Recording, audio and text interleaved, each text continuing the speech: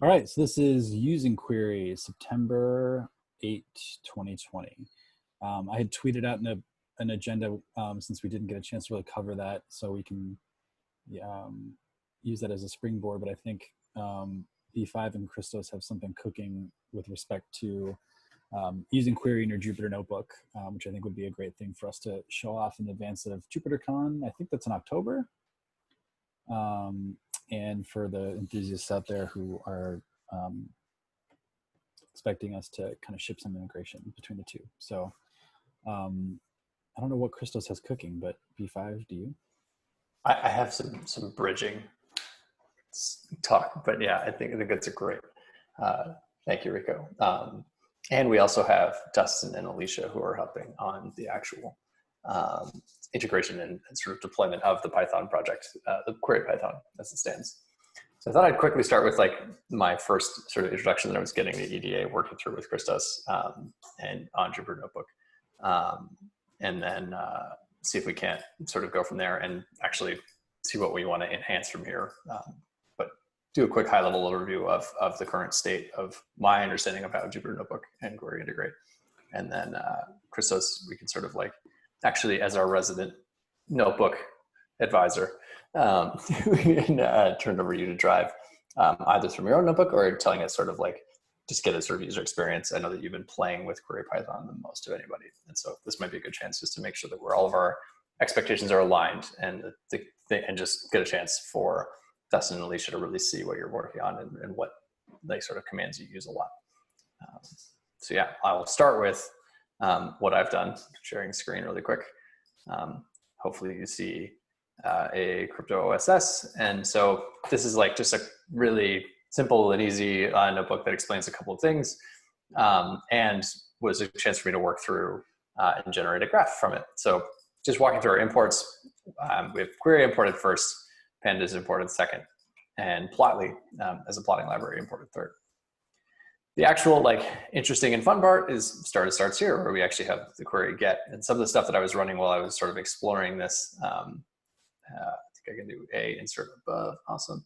I was doing query.get, hitting question mark and hitting return to see, hey, get a data set in the repository by reference.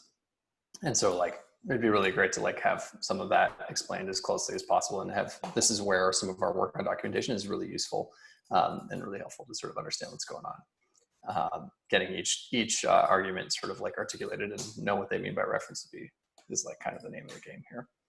But in this case, I can do escape, delete this, and now I'm going to actually get the crypto OSS data set.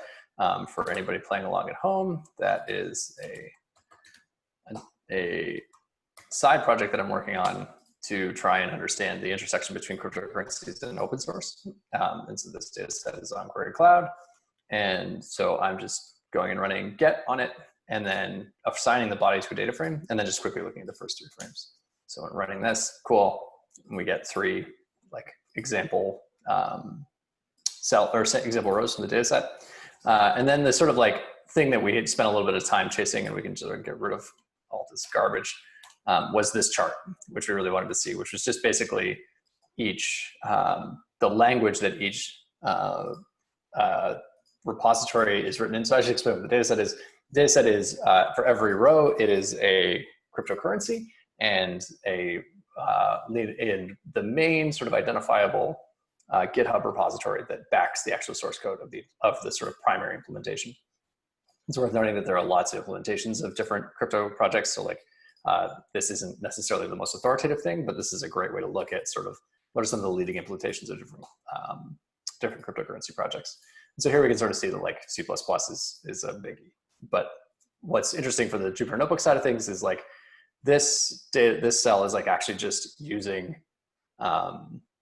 data frames in the main, right? So really we want to get this as small as possible, where query get, cool, and like we can actually even sort this up even one smaller and just do this, I believe.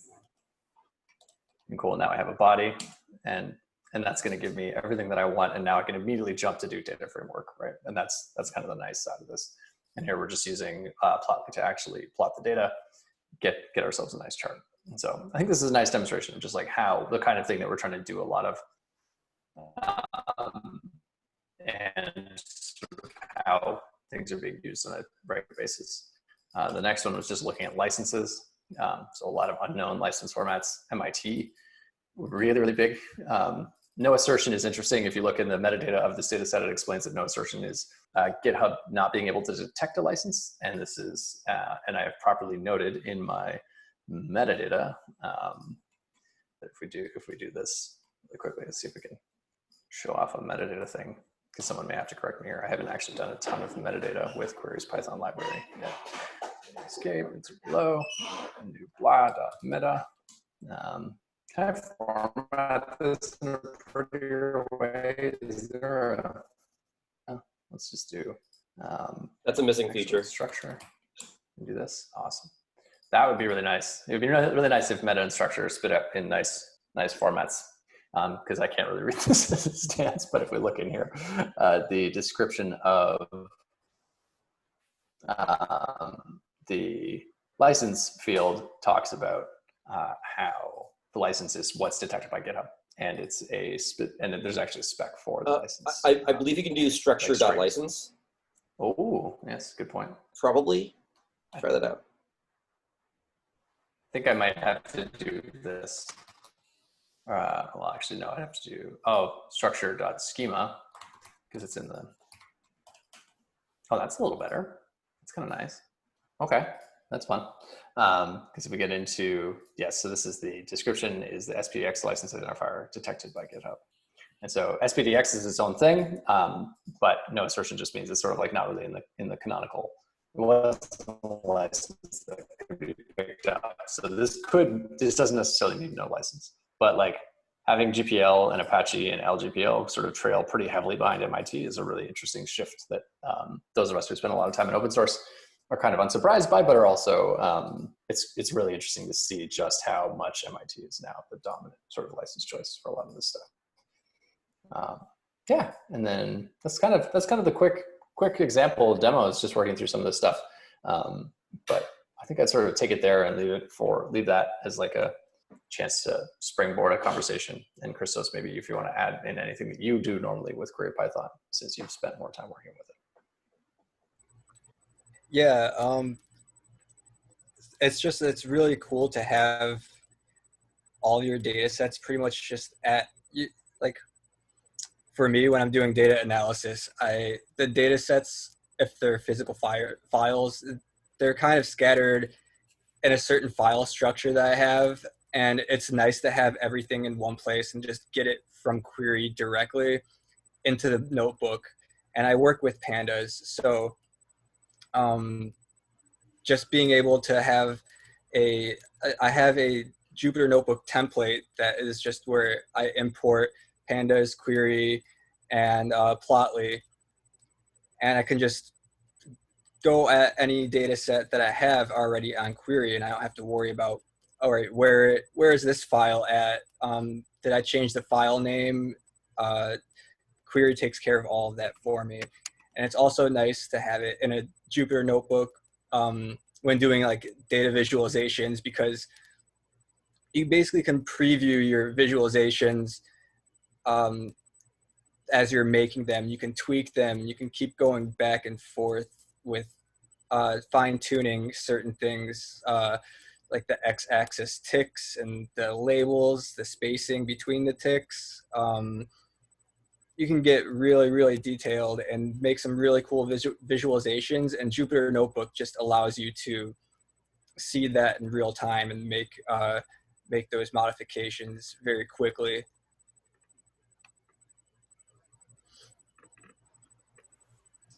That's delightful. And Christos, are there any, that reference to like having this like library, this like local list of data sets useful. Is there anything that in that demo that I just showed that you're like, so you have your template, but are there commands that you're using with Query Python as it stands right now that I didn't show? Like, yeah, using the SQL function to be able to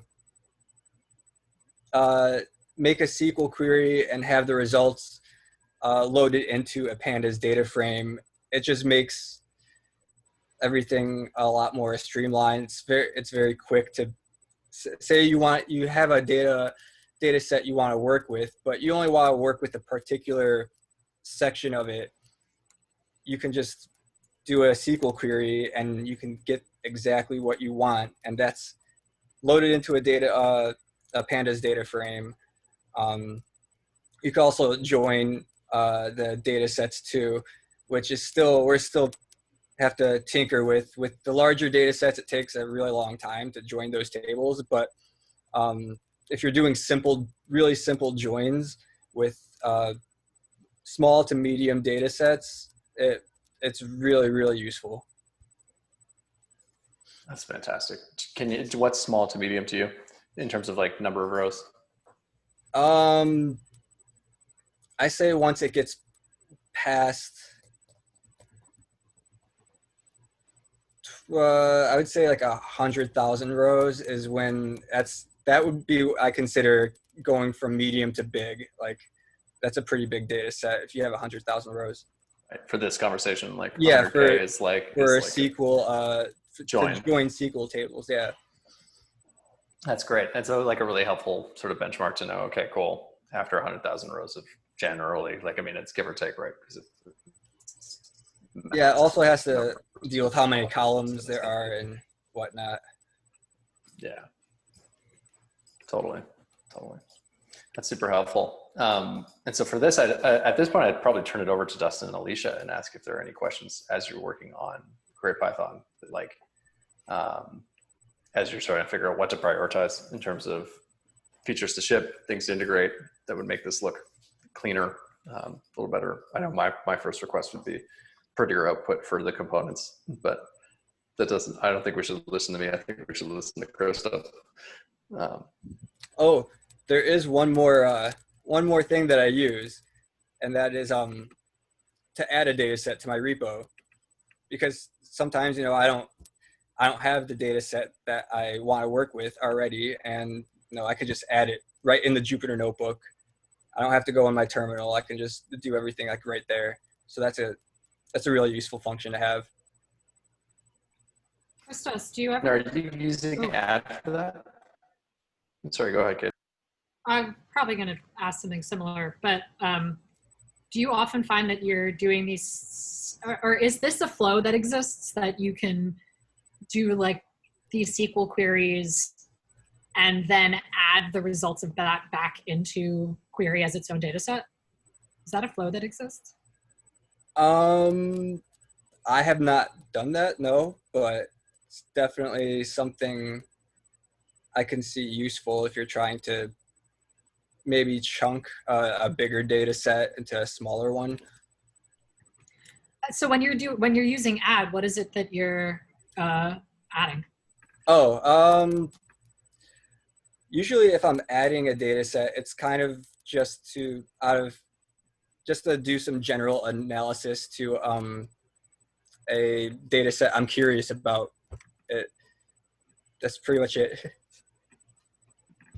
To answer two related questions that came up a second ago, there's no way to save right now with the Query Python wrapper. Sorry. That was my bad in messing up add and save. No, totally fine. I know there's some near synonyms there. There is a pull command for getting stuff from cloud to your local repo, which is alias to add for the Python library. But yeah, there's no way to save right now. It's something that's come up in conversation with just like people who are also using Query Python. Like it's kind of tricky to figure out because there's some conversion of types between Python and the query world that we have to figure out. But it's definitely something that is lacking that would probably make it a lot more useful, and it'll be exciting to eventually get that. Christos.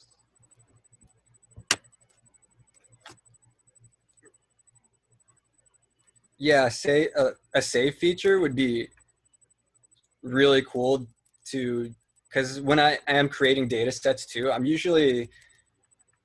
do my data cleaning in a Jupyter Notebook as well.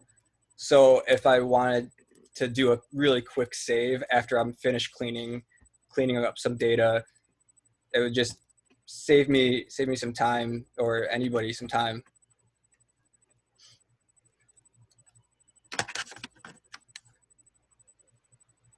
Yeah. So my question is, how high does that sit on your priority list, Christos, of like being able to save from within a notebook?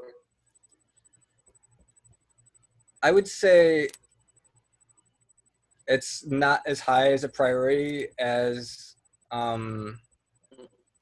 maybe fine-tuning the SQL function. So you're more interested from the Jupyter perspective of being able to sort of like really quickly fetch and slice data for working with the data frame. It's more of a pull, less of a push. Mm-hmm. That makes sense to me. And when you do, just for the completion, I know the answer to this, but when you make data sets, you're using the command line generally, or yeah, I'm using the command line for all that. Mm-hmm. That makes a ton of sense. Cool. That's really helpful. And I think that for now is like a fine story of like data authoring is a command line oriented thing. We could put together demonstrations because Jupyter kernels do shell commands. Like you can actually do it from within a Jupyter notebook. It's just kind of irritating because you're spending the whole time. You're not actually like in the notebook itself. You're just linking together shell commands that aren't nearly as fun. And so I think we'd be better off just like talking about that from the terminal, but that makes a lot of sense. And I think that's really helpful. Like we should definitely get a demo together of the actual SQL command at some point so that others can see what that looks like. I think might be able to just smack one together right now. I don't know that I'm running the latest repository because I'm actually running from like pip install. And so I don't think I have the SQL command in this version that I'm looking at right now. Is that right? It should be in the newest version on pip, but there's definitely been changes since, I have it since then. Awesome. SQL was out a while ago, I think. Oh man, I'm so behind. Star from C. Give me 1 second. I'm just going to see if this works. Let's all do it together. Why not? I'm either going to fail or we're not going to fail. It'll be interesting. So to check this out, I just did like a really quick, let's do this. So did query SQL just to confirm that it exists. And oh, look at that, it does exist. And we have SQL running query against. And so there's some funniness to the way that SQL commands worked in query land. We have to select, in this case, I'm just going to do star from B5 crypto OSS, and then I have to alias the table, so I'm going to do OSS. I'm going to do limit temp just to see if this actually works. Oh my god, it worked. That's amazing. Look at that. Oh man, this is awesome. Why didn't I do this the first time? Because then I can actually just get, and we actually get columns that are named OSS, and so let's make that even shorter. Oh, and select, what do we have? 24-hour volume, some fun bits. But we can also do order by.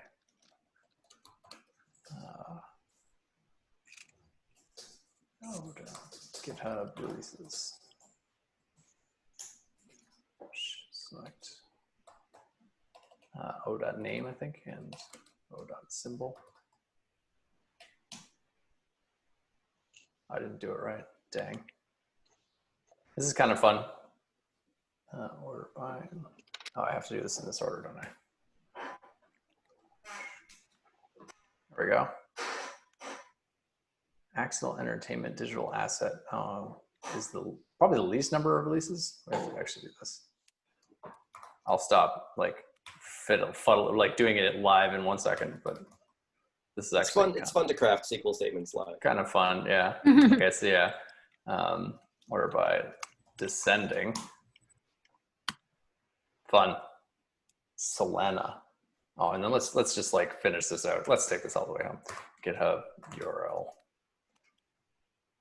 And let's actually just go look at this code.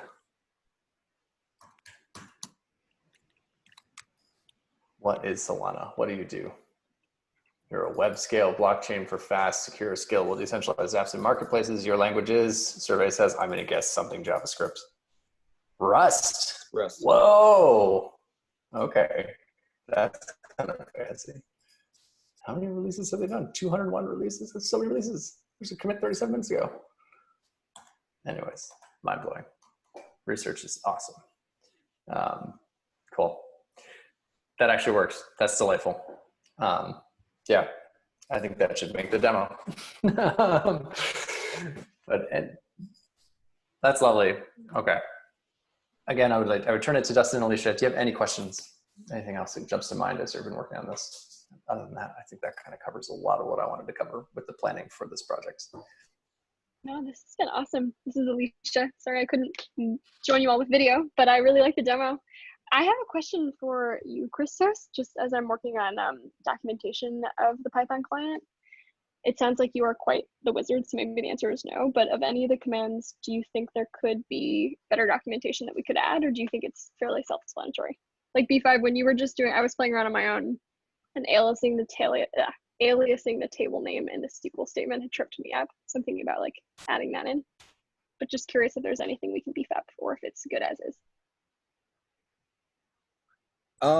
I think the documentation is. Oh, can you all hear me? Yep. Sorry. Can you hear me? Yep. Everybody can hear everybody, I think. Cool. The documentation I think is great. The only thing I think someone coming into query to use the Python module without using query prior to that would have possibly a bit of a learning curve, but not like something. I don't think it take a long time to get. I think if you go through the query quick start tutorial in the CLI, you should be able to get an idea of how that works and with the Python module. So I think everything is pretty self-explanatory. That's really interesting though, because what I think you just said, Christos, is like knowing how to use query is a prerequisite for working with query Python. And I think that might be a bit of a trip up. Like I'm wondering whether we agree that that's the thing we should count on. I guess. Welcome to our recorded call. Yeah. Do we think it should be required that you understand query to use query Python, or should we really? Because I mean, for Alicia, for you, that's like a massive question as you're working on documentation, right? Is your audience somebody who's never used query before at all? Or is your audience somebody who is expected to sort of like come with some understanding? And like, how do we not end up having to just rewrite all of our docs, for every single implementation to be the exact same? Chris? Yeah, I mean, just cut me in right in mid-sentence there. I feel like there's two user groups there, and it's perfectly reasonable to say, the abridged version is if you have a data set name, you can get it and then get on with your life. And if you want to do all kinds of fancy stuff like, make a new version or like pull out a README or something, I think there is a give me data frame and like get out of the way user. And then there's like a, yes, you should learn what versioning is about and what a hash is and like all this other stuff and how to publish. And like that's the advanced use case, and might as well. I don't know, I'm just thinking like, why not do both? Dustin? Yeah, I mean, definitely like if all someone is doing is using query to get something from cloud, like that works, and like they don't have to really understand what is going on under the hood. But for example, like even like the SQL command, you need to have a local installation working right now in order to use that. So I think the way it should be looked at is like, hey, you can use this to like get a data set using this, one-liner where you just call get and then some cloud URL. But anything more advanced should basically be like, hey, here's a pointer to what query's about. And then you can kind of graduate to another level and do the more advanced stuff. I don't think there's any way to avoid that. I mean, one thing that is nice is like we aren't really servicing hashes and versions and the more complicated stuff with query right now. A lot of that's kind of abstracted away under the assumption someone just wants to get a data frame and then do their own analysis they're used to. So it's just another step in like kind of learning things about query one part at a time. Just, can I jump in here? Of course. Can I be heard? Okay. So one thing that struck me while Christos, you were talking, and B5 while you were demoing is, I personally have spent a lot of time thinking about the, we talk about query having three sort of main, I don't know, buckets that it falls into, but it does all of those things, which is, it is a version control system, it is a peer-to-peer network, and it is a database. And this to me is almost the first time that I like rocked it as a database in a way where when I see or hear other people doing things with doing data work with Jupyter Notebooks and the way that they're pulling in data and working with it, it was very cool it was just really cool to see it happen. And what I also sort of liked about it, which is something that we talk about a lot, is query is, we want in many cases for query to be the fascia that connects the different things, that is not necessarily the bone or the muscle group. It is the thing that's the connections between how you get your data. And this relates to what we're talking about in a second, which is right now that in this context, and this is something that other people were saying, but I just want to point it out, like in this context, especially right now as we're starting query Python, like we don't need to show other people the bones and muscles of query and the things that it does when it is the main product, right? This is the thing here. We're just trying to say, here's how you get your data. We make it easy for you.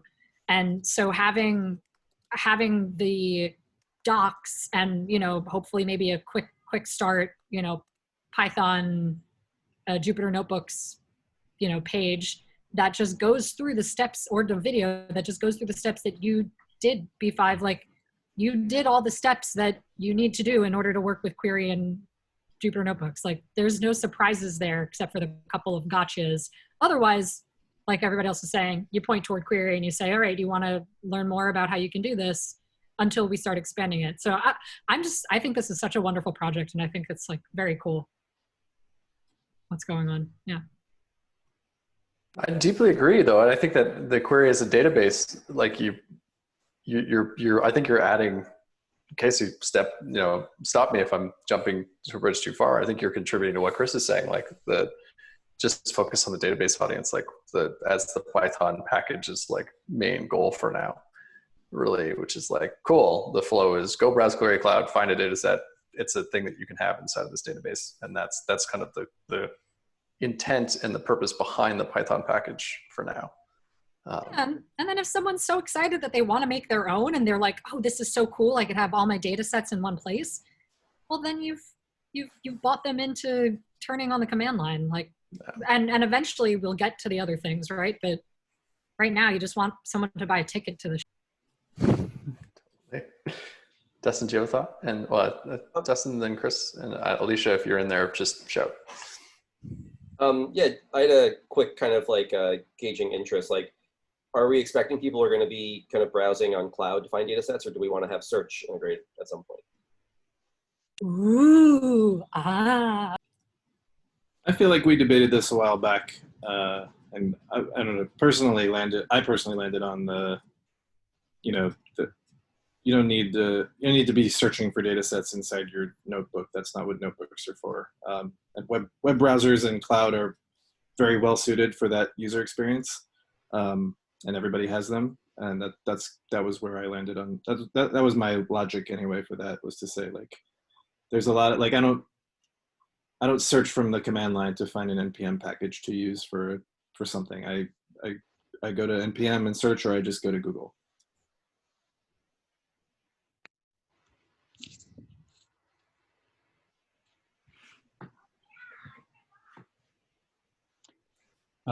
Chris, just in case you didn't see it, Brendan asked if you agreed with the point Chris just made about searching behaviors.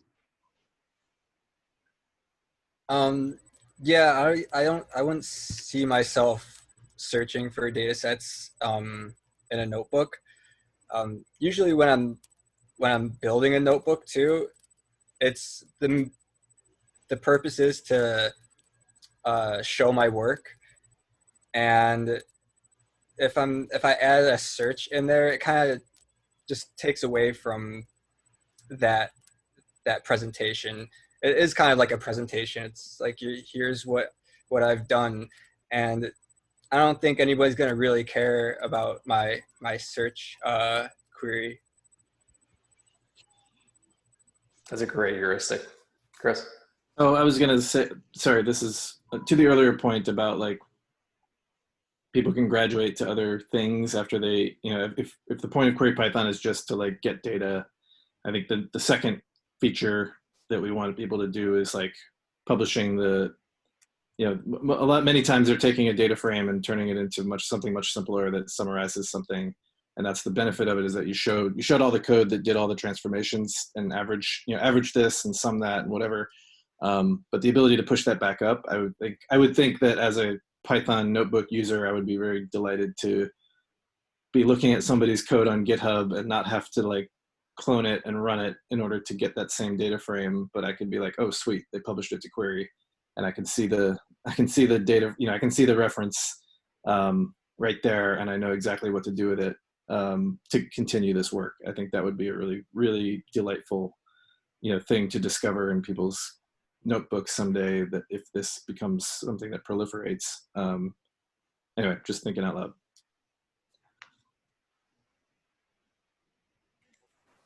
I really agree. So at the beginning of this demo, I sort of like jumped into the Christumus's, but jumped into like the structure component, or looked at other components other than the body. And I want to sort of reframe this question now that we've sort of gone through, okay, we know that we don't care as much about search right now. It's not really sort of central, and cloud does it better. Christos, in terms of showing your work, is it relevant? Like I could see where, like while I was doing that demo, I had an explanation of the unknown or unspecified sort of column in this chart of licenses, and where it was like, what I really wanted to do from that point is say, if you look in the query.cloud definition of this column, it explains what that unknown sort of field does, and is like somebody, like the author of the data set, has already sort of like called to my attention the way that works. And sort of like during that demo, I was like, okay, cool. It would be really nice if I had this like very pretty thing. Okay, emphasis on by pretty, just legible. And we got there pretty close with by just going into the structure itself. But could you ever see a scenario where like query's different components would actually be helpful in showing your work when you were showing a data set? Yeah, absolutely. Like showing the structure and the meta, or even the README, those components are, they help explain the data that you're working with. So I could see that being absolutely useful when presenting your work to somebody. I think that'd be brilliant. Yeah, like the README jumped out at me too, and it was like, I'm going to share a screen really quick just to be like what I would love to be able to do. If I could get into here. So I have this is sort of like the part where I'm showing, hey, I'm loading the crypto OSS data set. Instead of going straight to the body, I would do something like this. Above, and I would do OSS equals, and then I would do something like OSS.readme, and then run this, and then OSS.df is OSS.body type thing. And so I could do this, and like, wouldn't it be amazing if this actually spit out a markdown formatted cell that matches this, right? Which doesn't have a README. That does work. There's a bug. Yeah, it crashes if there's no README, but that was fixed. It's just not released yet. But if there is a README, it'll output the HTML in line. Yeah. Nice. Oh my gosh. Ooh. More live demoing time. More live demoing time. Find a data set with a README. Well, I mean, we know for sure that Subway Maps does, or actually Christos. We've been talking to you the whole time. Let's show off a Christos data set. Christos. Do you have a dataset with README, Christos? I don't remember. I can't hear you. But They all have readmes. phenomenal. Some of them, Yeah, naturally. Naturally. Here we go. Perfect. And so, and then if I do this, I'm pretty sure that if we've done this right, I should be able to just do query get this. I'm going to do this JHU because this is John Hopkins data. Reference not found. Oh, so I do actually have to run query pull. Fetching from registry. We should definitely put something in the sidebar on Query Cloud with like this little code snippet and just be like, hey, Jupyter people, like, here's how you get it in Python. Okay. This is a bug that should be fixed. Pull doesn't return the data set. So now change that to get now that it's in your repo. Yeah, that's a bug that should be fixed. We just learned a thing. This is good feedback. It's great. Logbook not found. Oh no, this is all my fault for don't anyone watching this recording, this is because I work on query on a regular basis and have like a totally gnarly account. Shoot. Let's see if I have query list. I'm just going to use one that I have that I know has a README.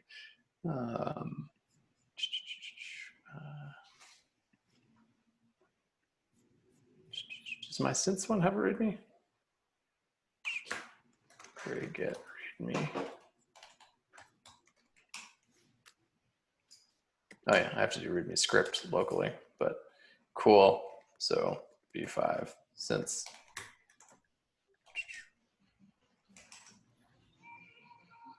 What? There's an issue file for this. This is an FSI thing. Yeah.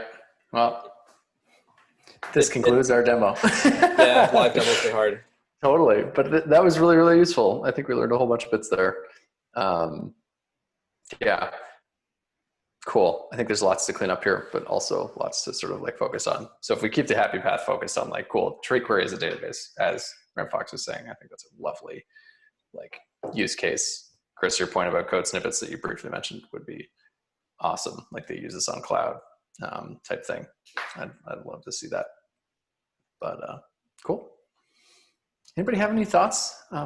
I'll close this out, but I feel like this was like plenty and we've found a lot of scope for the Python project. I'm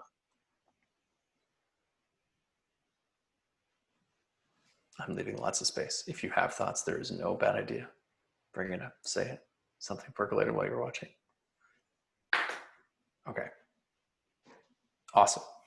Well, I think that covers it. Thank you so much for taking the time.